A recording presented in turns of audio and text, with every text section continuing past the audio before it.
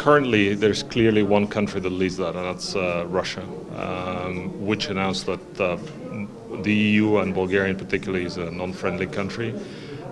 So we've been kind of targeted this hybrid war for many, many years. But also there are other countries that are working with Russia, including China and Iran, which is not necessarily targeting Bulgaria, but they're generally having this hybrid part of their military strategy, so hybrid threats as part of their military strategy. These threats, they've existed and they will exist. And actually, we have to be aware that the hybrid warfare is part of the military doctrine of many, many countries, including Russia currently, that are adversarially positioned against Bulgaria. So Bulgaria has to really prepare well.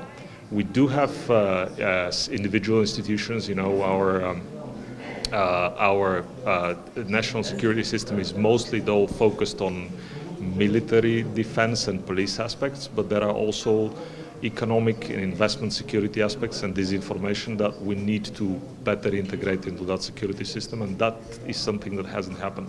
And actually, this is why we are working currently with our partners from the EU and the US and the UK to actually develop this integrated response infrastructure, policies and institutions. This is still not available, you know, as capacities and institutions, but also in terms of integration.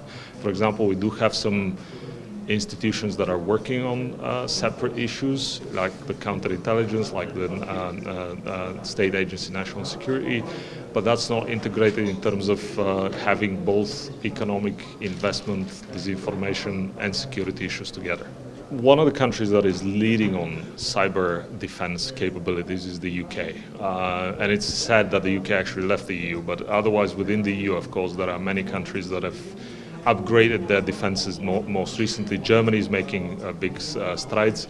Poland, of course, and the Baltics do have also, more or less in a similar kind of level than Bulgaria. The thing is that they started earlier, you know, and so they were well prepared in terms of knowing the threat and developing counteractive measures. So that's, I mean, all of this, that's the good thing that Bulgaria is in the EU. We could actually look at different models, but certainly the European Commission is also very focused on that. So in that respect, I think Bulgaria has a lot of models to follow, but we need to develop our own internal coherent system.